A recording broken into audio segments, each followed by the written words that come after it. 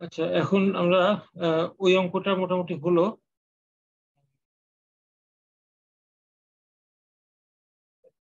অন্য টাইপের অঙ্ক করি আমরা।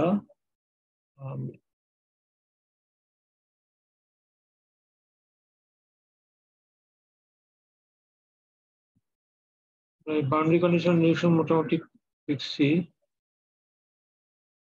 আগের ক্লাসটাতে যাই।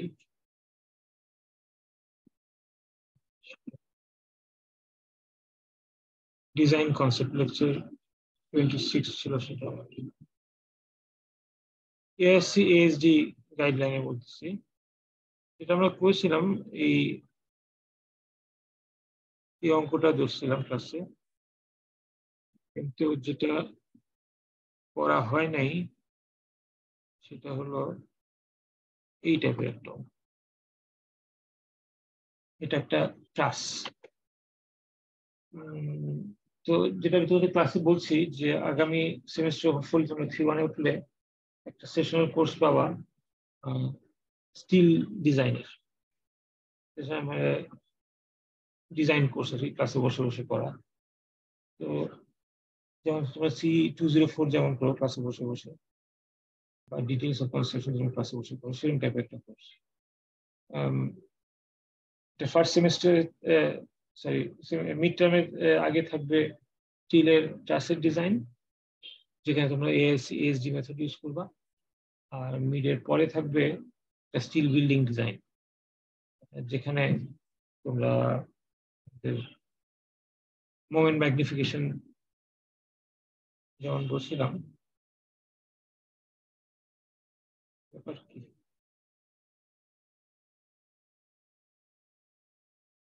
মোমেন্ট ম্যাগনিফিকেশন যেমন বলছিলাম সেটা ইউজ করলাম। আচ্ছা,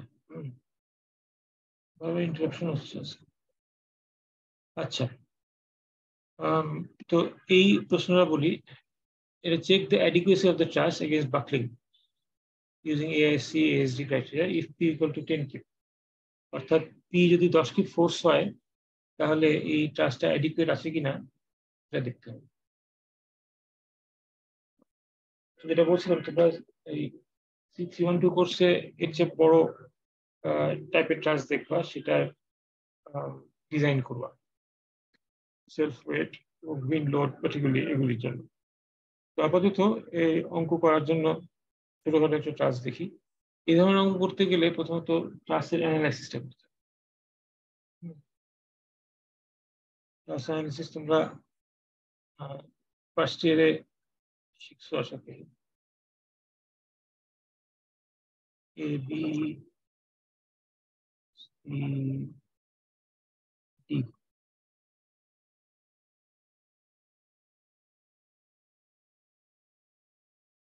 আচ্ছা, ট্রাস অ্যানালাইসিস মানে ট্রাস মেম্বার ফোর্স বের করা।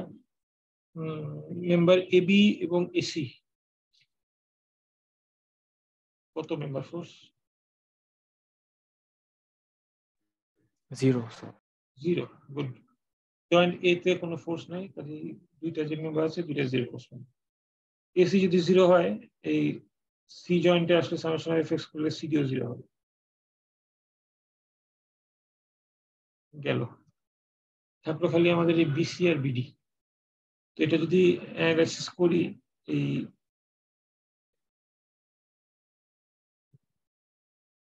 বিসিটা এরকম আপওয়ার্ড হবে, বিডি এরকম টান পড়বে।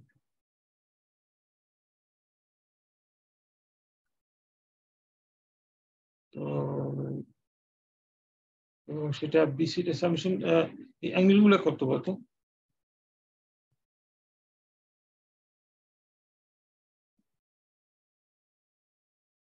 45 degree. 45 degree. 8 feet height, 8 feet length, 45 degree. 45 degree যদি করি, সাইন 45 কস 45 ইত্যাদি করে করলে আমাদের, আচ্ছা এখানে ধরলাম পি, ধরলাম 10 কিপ, পি 10 কিপ ধরলাম, দেওয়া আছে পি 10 কিপ।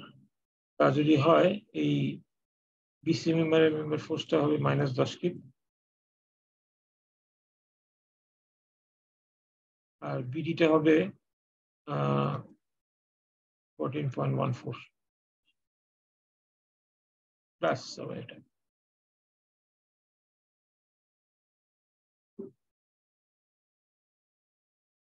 এখন আমাদের চিন্তা হচ্ছে এই যাদের মধ্যে ফোর্স আছে তাদেরকে নিয়ে, যারা জিরো ফোর্স মেম্বার তাদের নিয়ে কোনো চিন্তা করার কিছু নাই। যার মধ্যে ফোর্স আছে অর্থাৎ বিসি এবং বিডি তা নিয়ে আমাদের চিন্তা। এই চিন্তার মধ্যে আবার যার মধ্যে টেনশন আছে তা নিয়ে চিন্তা নেই। টেনশন নেই, আমাদের বাকলিং হতে পারে কম্প্রেশন মেম্বার। বিসি হচ্ছে আমাদের একমাত্র চিন্তার জিনিস। তো আমাদের দেখতে হবে যে বিসির মধ্যে যে ফোর্সটা পড়েছে 10 কিপ কম্প্রেশন, সেটা এই বিসি নিতে পারে কিনা according to AIC ASD criteria. AIC ASD criteria করতে গেলে যেটা করতে হয় প্রথমত স্ট্রেনলেস রেশিও বের করা লাগবে। এটার ফর্মুলা হচ্ছে KL ওভার আর মিনিমাম।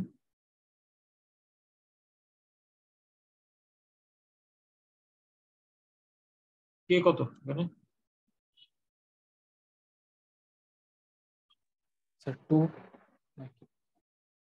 কে হচ্ছে 1।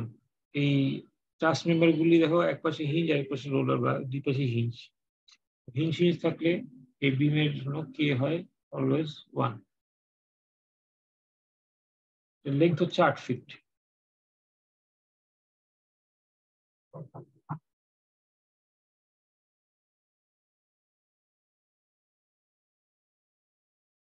একটু থামাতো, আমার একটা ক্লাস পড়ে গেছে।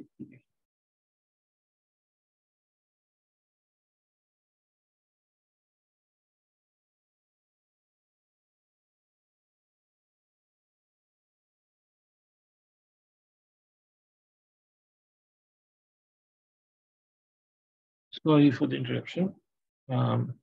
লেন্থ হচ্ছে 8 ফিট, মানে ইঞ্চি নিয়ে গেলাম 8 × 12। আর মিনিমাম দেওয়াই আছে 1 ইঞ্চি।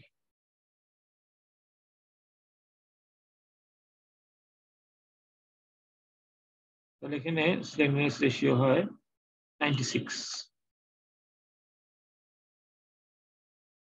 আর আরেকটা জিনিস বের করা লাগে, এটা সি, এটা হচ্ছে পাই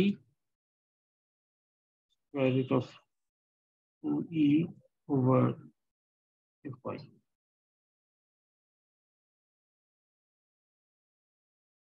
আছে নাকি? আবার গেল কারেন্ট।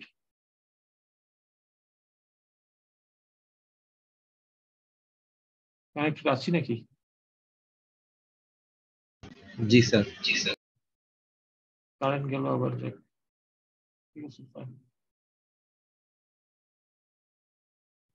2e হলো 29,000 KSI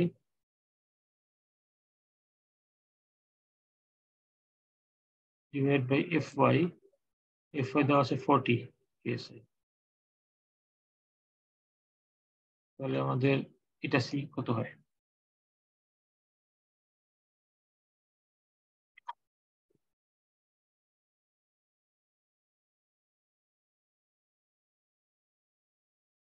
Sir, 38.02.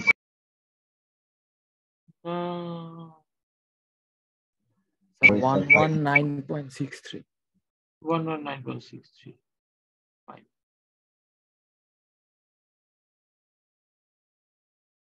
আচ্ছা, আমাদের এই এআইসি এএসডি ডিজাইনের একটা গ্রাফ আছে যেটা দিয়ে ডিজাইন করতে পারি। গ্রাফটা দেখাইছিলাম ক্লাসে।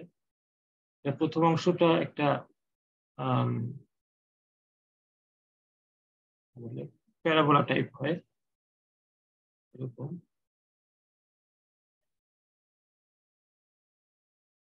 fy থেকে শুরু করে তারপরে এই দ্বিতীয় অংশটা হয় হাইপারবোলা, যেটা অয়েলার ইকুয়েশন ফলো করে এরকম ভাবে নেমে যায়। তো আমরা ডিজাইনের কোন ফেজে আসি ডিপেন্ড করে আমরা এই সবুজ অংশে আসি না লাল অংশে আসি। এটা সি যেটা বের করলাম, এটা এই দুইটার মধ্যে ট্রানজিশন পয়েন্ট।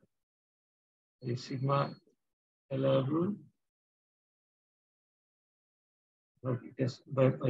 এটা এই গ্রাফ হচ্ছে সবুজ এবং লাল মিলাই। তো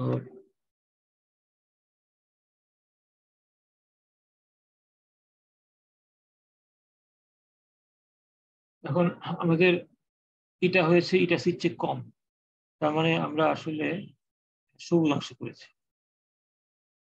এটা 96 এখানে বসছে,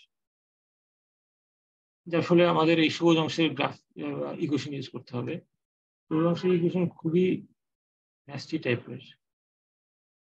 যাই হোক লিখি,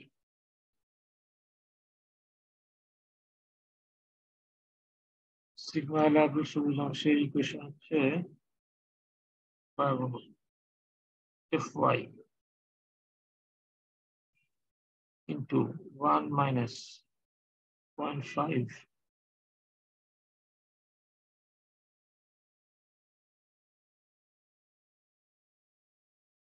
eta by eta c whole square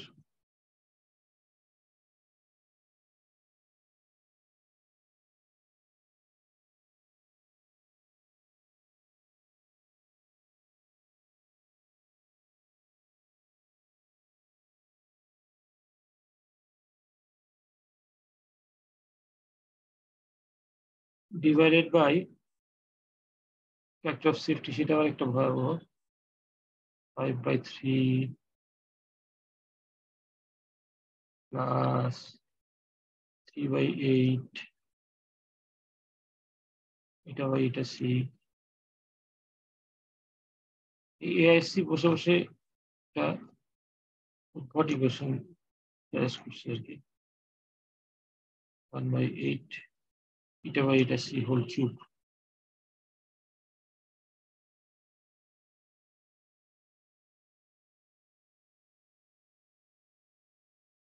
তো এটা by এটা c বারবার আসতেছে, এটা by এটা c তাহলে আগে বের করে নেই। এটা by এটা c আমাদের আসছে 96 divided by 119.63।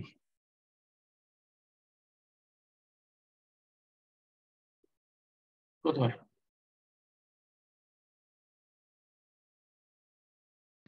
0.80 80।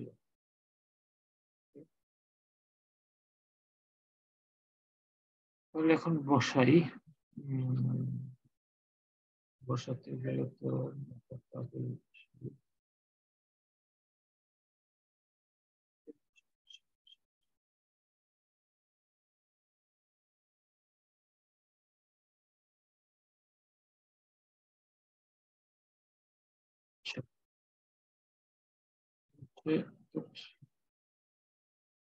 বসে এখানে 40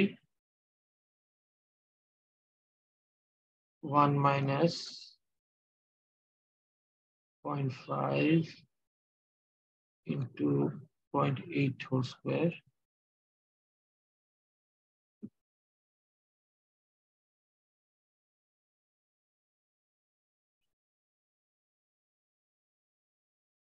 divided by factor of safety 5/3 plus 3/8 0.8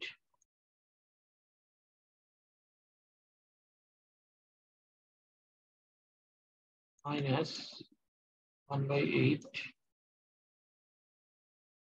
0.8 whole cube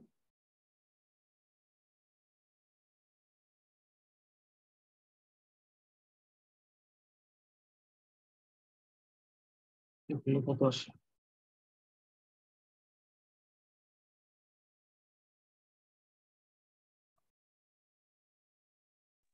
14.3 14.3। আচ্ছা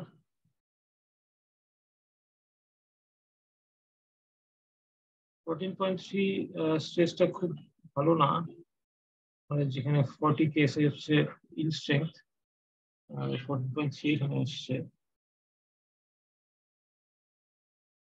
তাহলে এটা allowable ফোর্স দেখি P allowable এটাকে 14.3 কে এরিয়া দিয়ে গুণ করে দিই এরিয়া দেওয়া আছে 1.2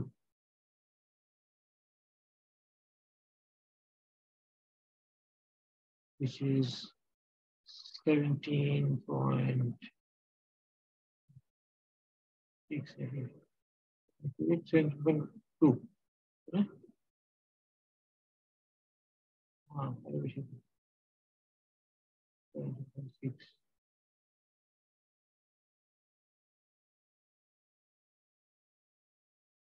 1.2 হবে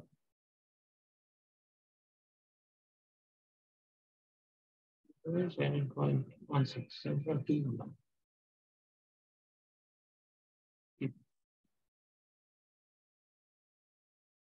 ঠিক আছে জি স্যার তাহলে এখন বলো যে এই স্ট্রাকচারটা সেফ কিনা অ্যাডিকুয়েট কিনা এই লোড নেওয়ার জন্য এই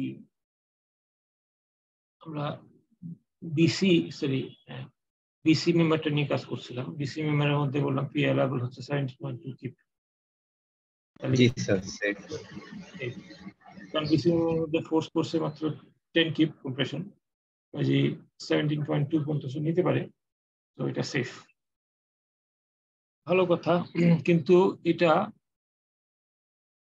একটু হলেই আনসেফ হয়ে যাবে একটু আনসেফ মানে কি এই ফোর্সটা যে 10 কিপ হ্যাঁ সেই ফোর্সটা যদি উল্টায় দিই অর্থাৎ ধরো উইং থেকে যদি আসে বাতাস তো সবসময় একদিক থেকে আসে না তোমরা যখন থার্ড ইয়ারে করবা তখনও দেখবে যে উইনওয়ার্ড লিওয়ার্ড ইত্যাদি করে করে করবা এদিক থেকে ওদিক থেকে কাজে এই ফোর্সটা যদি এই বাম দিকে না এসে যদি ডান দিকে আসতো তখন ঘটনা ঘটতো কি যে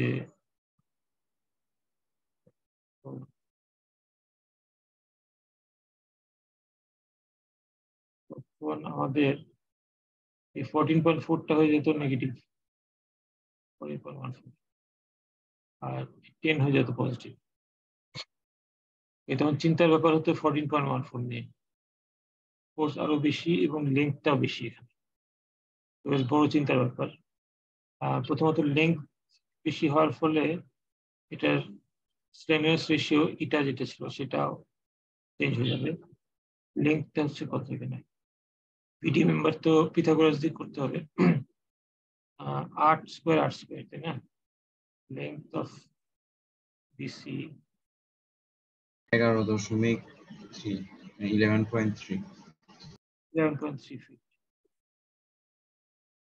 এটাকে ইঞ্চে নেই 135 নাকি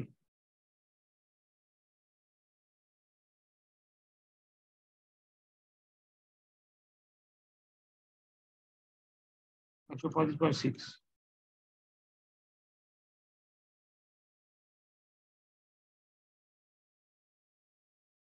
তাহলে দেখো এখন এই ডিজাইনের কোন দিকে গেল সে সবুজ দিকে না লাল দিকে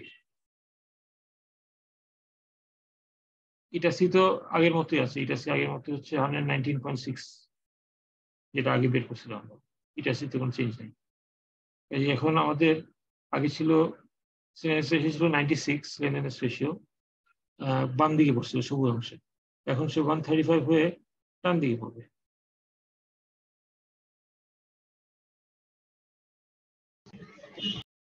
ডান দিকে হ্যাঁ লাল অংশ পড়ছে হ্যাঁ লাল অংশে পড়বে তো কাজে এই ইকুয়েশন গুলি আর ভ্যালিড না লাল অংশের ইকুয়েশন ডিফারেন্ট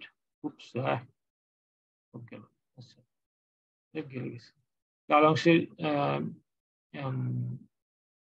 ইকুয়েশন হচ্ছে সিগমা অ্যালাবল হচ্ছে পাই স্কোয়ার ই ওভার এটা স্কোয়ার এবং যেটা অয়েলার ইকুয়েশন থেকে আসে বেসিক্যালি এবং নিজে ফ্যাক্টর অফ সেফটি দিয়ে ভাগ 1.92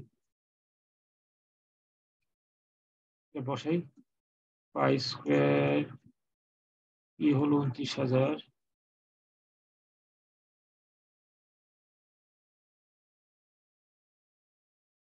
স্লেন্ডারনেস রেশিও পাইলাম হচ্ছে 135.6।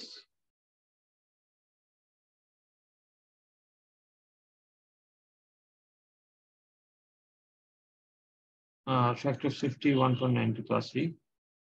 1.92 এটাও এআইসির জ্ঞানী ব্যক্তিরা মিলে বসে ফ্যাক্টর দিচ্ছেন আর কি। কোথায়?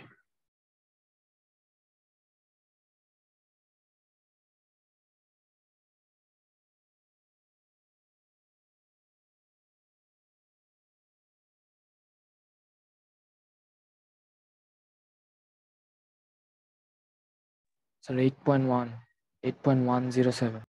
আচ্ছা, তো 8.11 ধরলাম, 8.11 কেএসআই। তাহলে আমাদের পি অ্যালাবল এখানে আসতেছে হচ্ছে 8.11 কে এই এরিয়া দিয়ে গুণ করি, এরিয়া হচ্ছে আমাদের 1.2,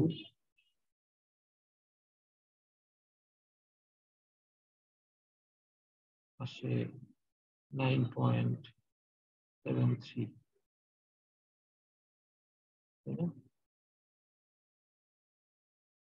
ঠিক।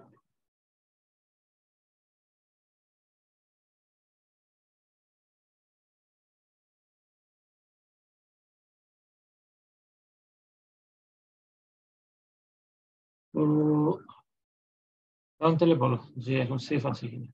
আমাদের এখানে আসছিল আচ্ছা -14.1,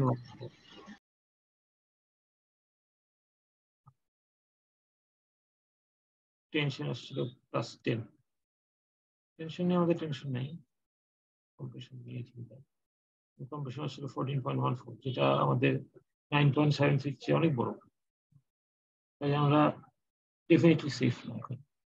খালি 10 কিপ লোডটা এই ডান দিক দিয়ে গেলেই এই অবস্থা হলো। তো দিস ক্যান হ্যাপেন। উইন্ড একদিক থেকে হলে সেফ, একদিক থেকে হলে আনসেফ, এটা হতেই পারে। এটা আনসেফ, নট অ্যাডিকুয়েট। তো আনসেফ হলে কি করা যায়?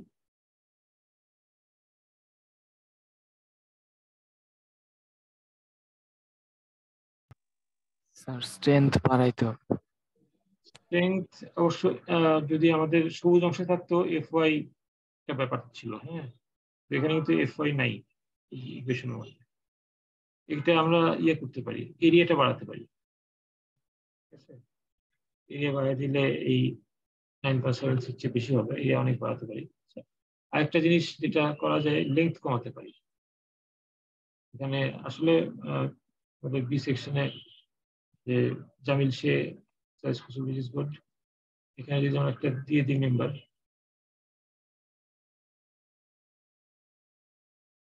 দিয়ে দিলে কি হবে, এই এটার নাম ছিল বিডি, হ্যাঁ, এই বিডি মেম্বারটার লেংথ কিন্তু কমে যাবে। বিডিএম এর লেংথ যদি কমে যায়, এইটা যদি অর্ধেক হয়ে যায়, তখন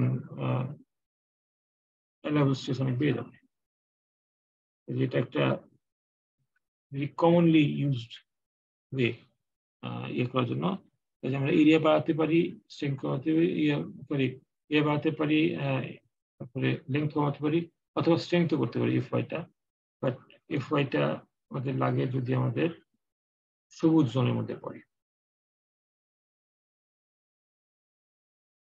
এই হলো কাহিনী। এরকম ক্লাস টাইপের অঙ্ক পরীক্ষায়, পরীক্ষায় আমি অতীতে দিছি।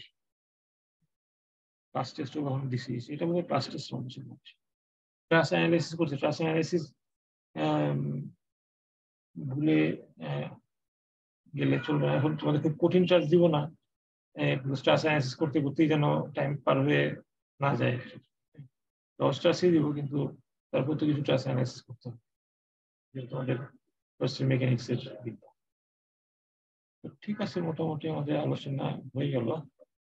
ট্রাস অ্যানালাইসিসের একটা জিনিস। এখন আমরা আরেকটা আলোচনা বাকি আছে, সেটা হচ্ছে তোমাদের ফাইনাল পরীক্ষা নিয়ে। ফাইনাল পরীক্ষায় আগে পেয়ে যেতে পারি।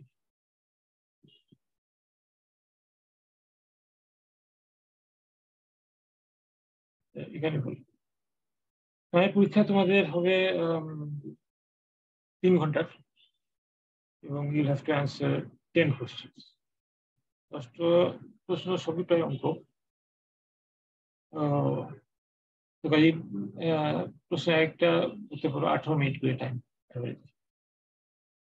আচ্ছা, এখন আমাদের ডিপার্টমেন্ট এখন সবাই বোধহয় আনসার অল কোয়েশ্চেন্স টাইপের অপশনে চলে গেছেন। আমি এখনো ওখানে যাইনি। আমাদের আসলে বাইরে যারা এক্সটার্নাল অবজারভার আসেন, পার্টিকুলারলি বিদেশি, তারা এসে এই কোশ্চেনে অপশন দেওয়াটা পছন্দ করেন। এই 10টা যদি আসে যে আমার 10টা প্রশ্নই করা উচিত। তো আমি ইভেন গতবারও এর উপস্থিত 14টা প্রশ্ন করে 10টা আনসার। তো এটা চাচ্ছি না, আস্তে আস্তে অর কমাই দিব। তো অর থাকলে কোশ্চেনের মধ্যে অর দিলাম, মানে 14টা থেকে 10টা না করে বললাম ঠিক আছে 1 এটা অথবা ওইটা করো, এইভাবে যাই হোক। মোটামুটি যেটা প্ল্যান করি সেটা হচ্ছে মিডের আগে বিফোর মিড টার্ম করছিলাম,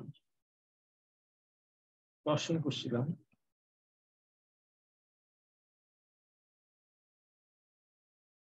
তারপরে কম্বিনেশন অফ স্ট্রেসেস করছিলাম,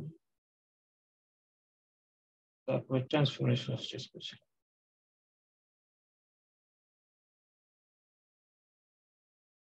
আচ্ছা,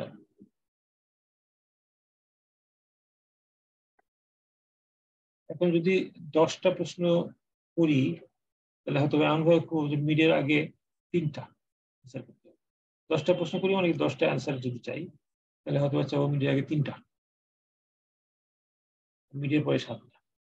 3টার মধ্যে এখানে একটা একটা একটা থাকবেই, তার সঙ্গে তোমার ঢুকাই দিলাম এখানে একটা আধা, এখানে একটা আধা, আর কম্বাইন করে 2টা আধা।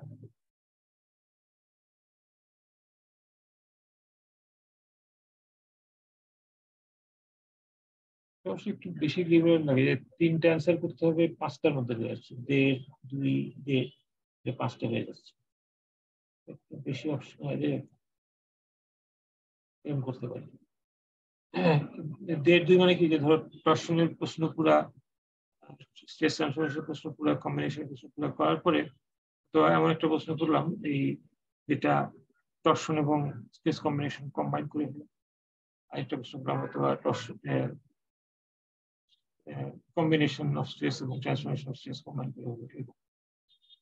এটা নিয়ে আধা আধা বলছে কেন, তাহলে before mid term, after mid term আসে।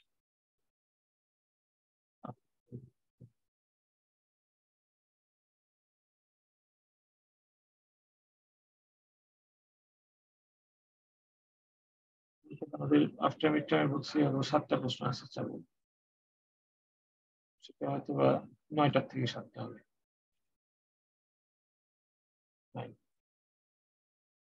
তা যদি হয়, আমাদের টপিক ছিল বড় 2টা টপিক, একটা হচ্ছে ডিফ্লেকশন অফ বিমস,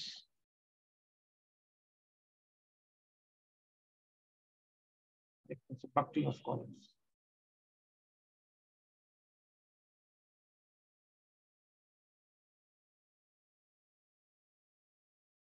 আচ্ছা, কাজেই ধরে নিতে পারো 9টা প্রশ্ন যদি করি, এখান থেকে 4:30, এখান থেকে 4:30।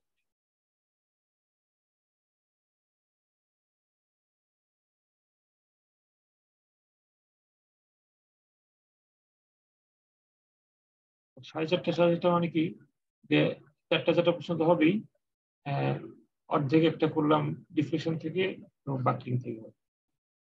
তো এই অর্ধেক প্রশ্ন নিয়ে বলি প্রথমে যে অনেক সময় আমি এরকম প্রশ্ন করি, অলমোস্ট সবসময় করি, যে একটা বিম দিয়ে দিলাম, লোড দিয়ে দিলাম এবং সাবঅর্ডিনেশন দিয়ে বললাম হয়তো বা যে এটা ডাব্লিউ লেখো, এল শেপ আঁকো, কোয়ালিটেটিভ, এবং বাউন্ডারি কন্ডিশন লেখো,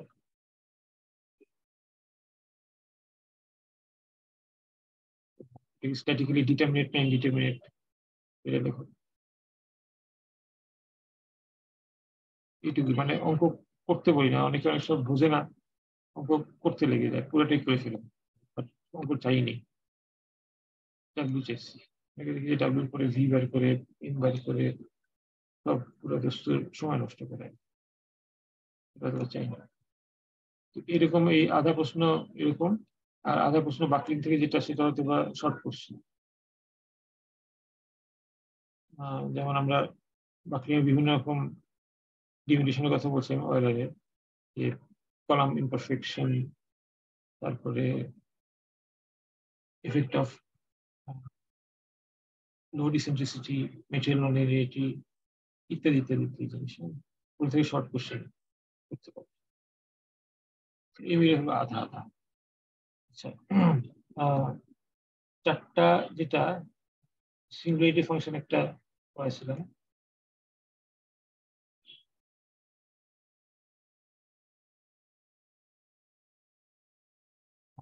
মোমেন্টারি মেথড পড়াছিলাম।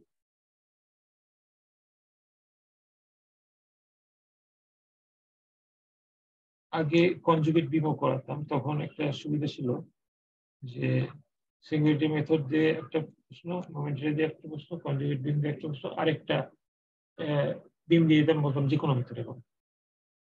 তো কাজে এখানে যে কোনো মেথডে একটা অঙ্ক দিতে পারি,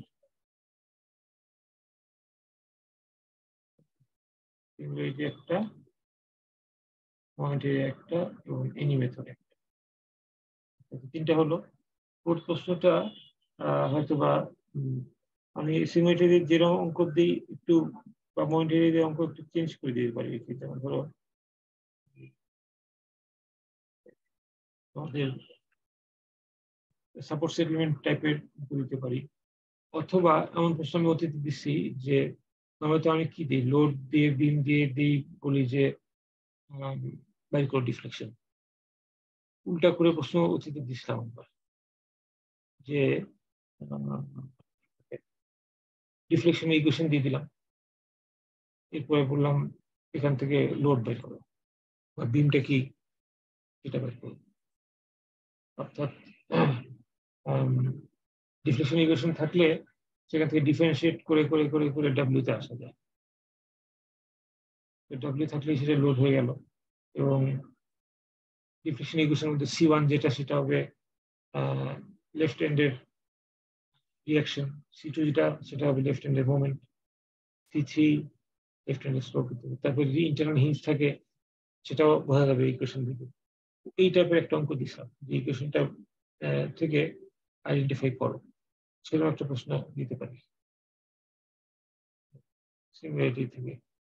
আর মোমেন্ট এরিয়া থেকে দিতে পারি এডিশনাল, যেহেতু আমি মোমেন্ট ডায়াগ্রাম দিয়ে দিলাম, সেখান থেকে দিতে পারি আর কি। তো একটু ডিফারেন্ট টাইপের অঙ্ক দিতে পারি, যেটা আমরা দিই তার থেকে একটু ডিফারেন্ট দিতে পারি। এই হলো কাহিনী। বাকি চারটা প্রশ্ন, ধরো আমরা ক্লাস টেস্ট একটা নিয়েছিলাম বাকি, সেখানের মধ্যে ছিল কলাম ইমপারফেকশন, তারপরে ছিল হচ্ছে লোড ইসেন্ট্রিসিটি, তারপরে ছিল মেটেরিয়াল ননলিনিয়ারিটি, এবং তারপরে ছিল হচ্ছে এফেক্টিভ লেংথ কে বের করা। এগুলো উপর ক্লাস টেস্ট আছে। তো ক্লাস টেস্টের পরে আমরা নিচ্ছি হচ্ছে এআইএসসি এএসডি,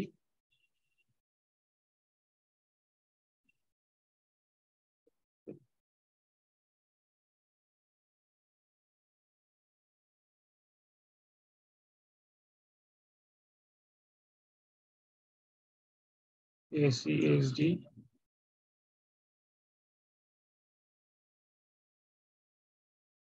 আরেকটা করছে মোমেন্ট ম্যাগনিফিকেশন ফ্যাক্টর, যেটা গত ক্লাসে করছি। এই চারটার মধ্যে ধরে রাখতে পারো যে এই 2000 একটা ফুল প্রশ্ন হবেই। এটা একটা, যেহেতু ক্লাস টেস্টে ছিল না, এটা একটা ফুল প্রশ্ন দিল। আচ্ছা, বাকি যে দুইটা থাকে এগুলি হয়তো বা এদের কম্বাইন করে, হ্যাঁ, এই দুইটা কম্বাইন করে হয়তো একটা হলো ননলিনিয়ারিটি, এবং এইটা কম্বাইন করে একটা হলো এমন হতে পারে। এরকম এই 1 1 1 1 4 আর আধা হলো শর্ট প্রশ্ন, এরকম টাইপের হবে তোমাদের। তো সেখান থেকে এক্সপেক্ট যে 7টা অ্যান্সার করবো এর পরে, এরকম টাইপের প্রশ্ন হওয়ার কথা। ঠিক আছে, দেখি এখন পর্যন্ত রুটিন তো হয় নাই, যদি পরের পরীক্ষা ইত্যাদি।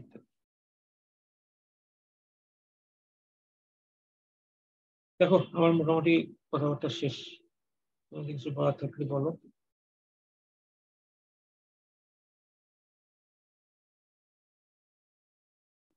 ঘুমিয়ে গেছো নাকি?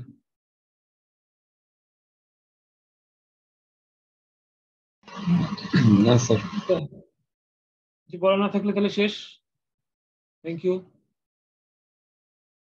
Best of luck. যাই তাহলে। আসসালামু আলাইকুম। Thank you, sir. Thank you.